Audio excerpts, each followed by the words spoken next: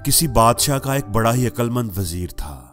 वो वजीर अक्सर ये बात कहा करता कि जो भी होता है अच्छे के लिए होता है। एक दफा बादशाह अपनी तलवार को साफ कर रहा था, उसकी धार को तेज कर रहा था। उस वक्त वो वजीर भी बादशाह के पास ही खड़ा था।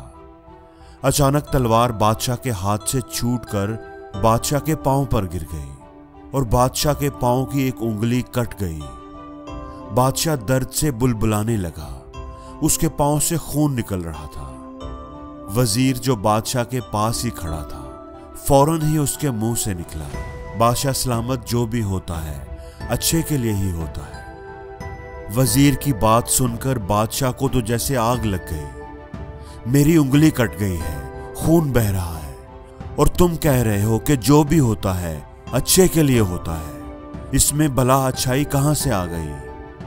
उसने सिपाहियों को बुलाया और हुक्म दिया कि इस वजीर को फौरन जेल में डाल दिया जाए। वजीर बादशाह के इस फैसले पर बिल्कुल भी परेशान या दुखी ना हुआ, बल्कि जब सिपाही उसे जेल की तरफ लेकर जा रहे थे तो फिर भी उसने अपने घर वालों से कहा, आप परेशान ना हो, जो भी होता है अच्छे के लिए ही होता है। बादशाह उसकी बात सुनकर हैरान रह गया। ये किस तरह का अजीब आदमी है, इसको सजा मिली है, कैद में डाला जा रहा है, और ये कह रहा है कि जो भी होता है अच्छे के लिए होता है।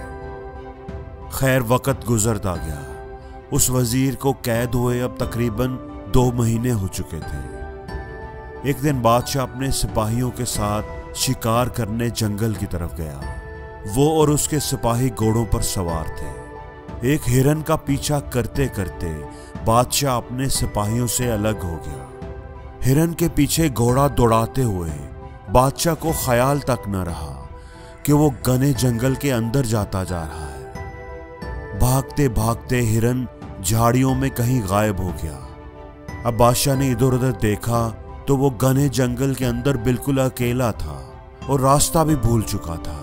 उसे समझ नहीं आ रही थी कि वो क्या करे। अचानक उसे अपने इर्द गिर्द से अजीबो गरीब आवाजें आना शुरू हो गई, और फिर झाड़ियों से जंगली कबीले के लोग बाहर निकल आए। उनके हाथों में नेज़े थे और वो तादाद में बहुत ज्यादा थे। वो मुंह से अजीबो गरीब आवाजें निकाल रहे थे। उन्होंने बादशाह को चारों तरफ से घेर लिया। बादशाह ने उन्हें बताने की बहुत कोशिश की कि मैं बादशाह हूं, लेकिन उनको कुछ समझ न आई। उन्होंने बादशाह को रस्सियों से बांधा और अपने कबीले की तरफ रवाना हो गए।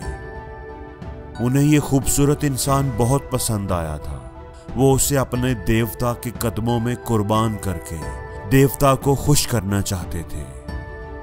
बादशाह को भी समझ आ गई थी कि वो कबायली उसके साथ क्या करना चाहते हैं, इसलिए वो जोर जोर से चिल्ला रहा था, अपनी जान बख्शने की भीख मांग रहा था।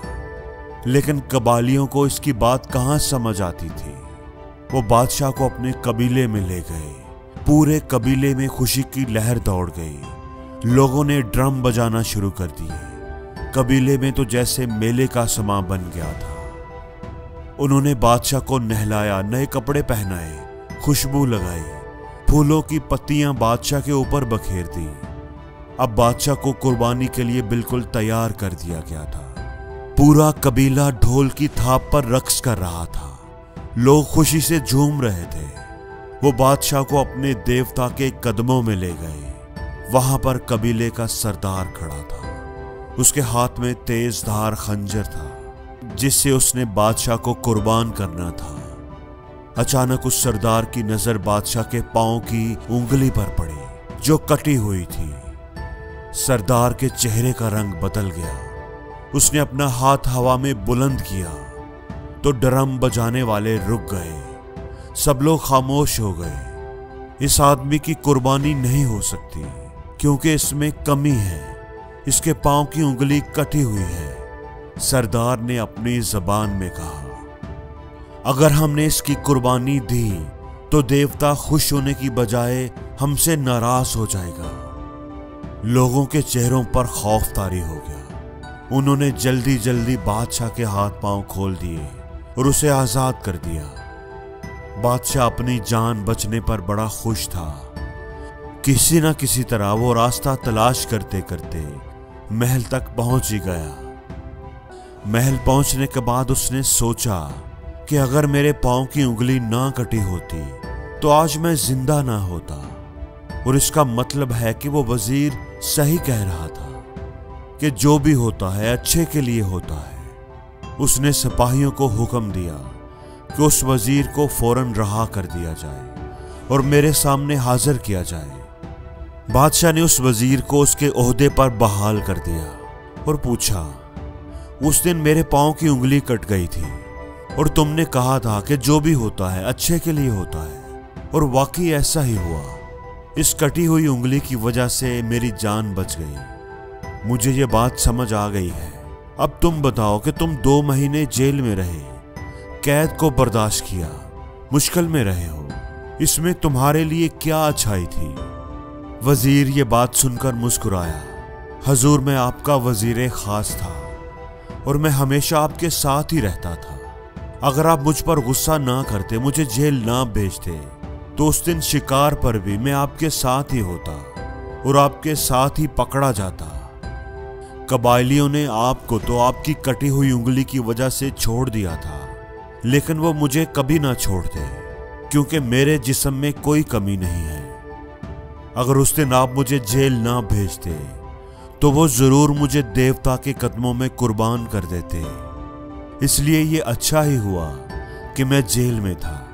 इस तरह आपकी जान भी बच गई और मेरी जान भी बच गई। इसीलिए तो मैं हमेशा कहता हूं कि जो भी होता है अच्छे के लिए ही होता है। दोस्तों, अगर हम अपनी जिंदगियों की तरफ देखें तो हमें एहसास होगा कि बाज़ दफा हम भी मुश्किल दौर से गुजर रहे होते हैं।